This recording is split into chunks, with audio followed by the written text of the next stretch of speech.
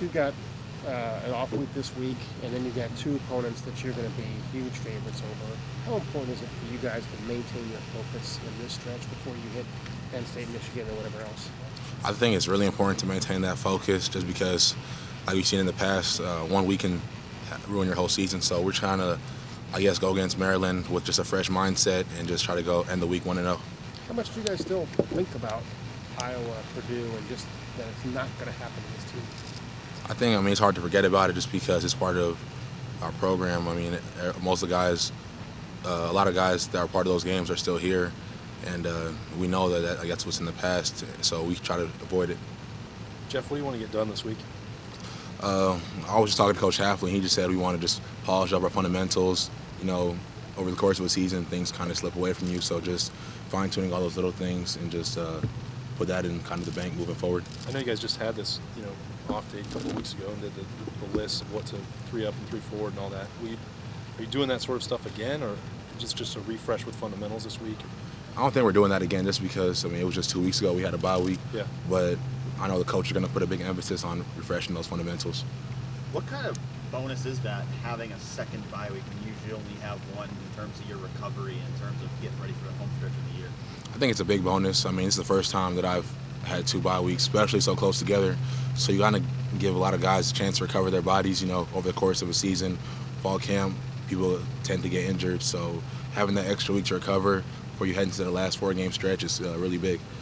You're a guy who's played more snaps this year than you've played in previous years. How is your body at this point in the season, 8 games in? I feel good. I know Coach Hafley, he's done a really good job of just make sure the DBs bodies feel good with kind of just implementing some NFL stuff, the way they rest the guys who play a lot of snaps, and I think that's been working out really well for us.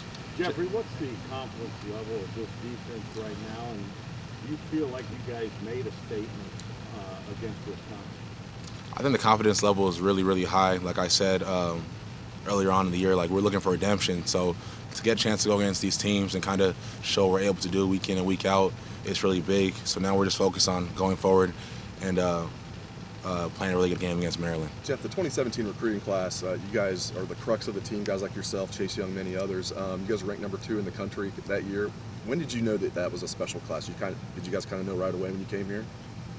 I think, yeah, kind of right away. You saw J.K. making plays at a really early age. Chase, Sean, Barron, Wyatt. It's just a lot of guys that stepped up, made a lot of plays. So I think early on we had a feeling that this class would be special. Jeff, when Coach Hafley came into the post-game room on Saturday, he was talking about the touchdown throw, and he said from his vantage point he was sure it was going to be picked off. What happened there? Were you getting pulled down a little bit behind? What happened on that play? So when I went to look back for the football, I saw it in the air, and I thought it was just me and that receiver. Yeah. So it being an underthrown ball is where I was kind of getting ready to intercept it, and then all of a sudden, the second receiver appeared out of nowhere and just took it. And so it was like a kind of like a play where you're just like, wow, what could have been. But at the end of the day, we're just glad that was the only points they scored. I think they ran the wrong route because usually you wouldn't have 2 receivers right there. Do you think that was? I think it was a clear out route. 1 and 2 ran a clear out route to set up number 3 on the 10-yard out, and then the quarterback just took a chance and tried to make a play. And unfortunately, he made that play. What did Hafley say to you guys about that? Having Chase Young on the field benefit you and the rest of the defense? I think it's big just having someone that can, I think like Coach Hafley always tells us, you're only as strong as your D-line for the most part. So having those guys in the front, getting home, rushing the quarterback, it makes it easier for us because it's harder for them to run deeper, developing route concepts. Yeah, because they have to, the other team has to account for them all the time. Yep. You have to block. You have to block for a longer time, and it just makes it harder, especially when you have someone like Chase getting back there so fast. Jeff, I know you and Justin Hilliard aren't in the same room, so to speak, but when did you notice this year that he could rise up and be a factor maybe for this defense? I've always known Justin Hilliard would be a playmaker just because I've seen him on special teams, the way Coach Meyer talked about him. He always spoke great things about him. So I think for him it's about just staying healthy and was waiting for it to translate onto defense, and it did. He made a really big play with that tackle for loss on Jonathan Taylor, and I think that just spoke to the work he's put in. I was going to say, are you seeing 5-star, he was basically a 4.5, 5-star guy coming out like you were, are you seeing him play to those capabilities now? Definitely, and I think as we go on, he's going to be really big for us coming into next week and even after that. Jeff, last year you guys were the most penalized team in the country. This year you're among the least penalized teams. What was the emphasis like from the coaching staff in the offseason, and how did you all get that turned around? I think playing with technique, playing with better technique. Everyone here has been comfortable with their technique, so when you play within the technique that they teach you, it's hard to kind of get penalized because you're not holding or you're not interfering with receivers or you're looking at the ball, so you're not jumping off sides, things like that. Did the coaching staff emphasize that any more coming into this year than maybe they had in the past when you were here, just because the number was so high last year? I wouldn't even say they ever really emphasized penalties. It was just kind of like through what they coached us to do, our techniques got better, and then with the technique getting better, the penalties going down was a result of that. Jeff, I asked Coach about what your biggest contribution to the team is this year, and he was talking a lot about things like leadership and maturity. Just what are you proudest of as far as, I guess, maybe the presence you brought to the team this season? Well, I think just going into the year, I just want to, after the season, everyone, even though we went 13-1, everyone had a sour taste in our mouth just because it was like a weird 13-1 with us having a lot of close games. It's teams that we thought that we were better than. So I wanted to just take a step up as a leader, be more vocal, kind of things that I would have held my tongue on last year, just speak out against it, and then on top of that, bring some of the young guys with me as far as showing them like what I want to do, like my process to getting ready for games, stuff like that.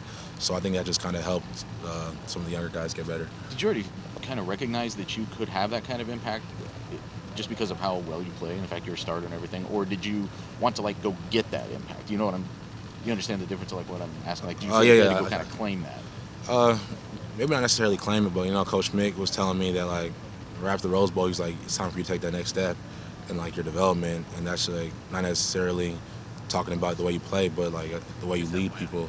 So when he told me that after the Rose Bowl, I kind of had a couple weeks to reflect on that, and then when I came in January, it was just time to put that into place. Looking back on your recruitment, your personal recruitment, you could have went anywhere in the country. You're the #1 corner. Was it close call between Ohio State and another school, or was Ohio State the clear favorite? Just kind of take me back if you would. I think Ohio State, they were a favorite for a while, and then kind of towards the end, I wanted to make sure, so I was looking at Florida State, Oklahoma a lot, but just with the coaching staff that was already here and the way that DBs have been coming out, first-round picks and all that, it just kind of made sense for me to come to Ohio State. Last question. When you first met Jeff Okudah, I guess what was the initial conversations like if you were? When I first met him, it was kind of I didn't know anything about him. Honestly, he was kind of small. I just didn't know what he knew. So then just spending down with him and getting a chance to watch film with him, because the first thing we did was watch all my targets from last year, and he just gave feedback after every single rep. And after listening to him for that 1 hour session, it was okay, he knows what he's talking about. And then I listened to what he had to say, his plans for getting me better. And after that, it's I just bought in. It just made sense to buy in. I didn't just listen to them talk. When you play football long enough, you're around guys, if they know what they're talking about or not. And I knew that after that conversation that he knew exactly what he was talking about. How quickly did you reach out to Jeff I think it had to be within days after he got, because he had to move his family from San Francisco, so he was doing a lot of things. But second he got here, and the first day he was here, we met, and that's when that conversation took place. So where do you think he's helped you the most? You've had a couple guys since you've been here. I would say he's helped with my technique. I would say that he's helped develop me as more of a leader. He's put more on my plate. Maybe not telling me to necessarily be a leader, but just putting more on my plate, just showing that he could trust me.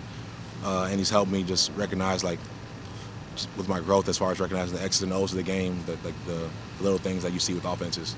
Just to follow up on one thing, you had said earlier about Coach Hafley helping you get rest and sort of bringing some sort of NFL technique to that. Can you describe that? What were you referring to? Over the course of a season, as you start to get deeper into the season, you don't want to burn out your starters, so you kind of maybe scale their rest back a little bit, and you let the younger guys kind of start to develop a little bit more. But you let the starters we still pretty much have to be taking those mental reps, and we're still locked in. It's just you can't be burning out people over the course of the season, because on Saturday we're getting 50+ plays.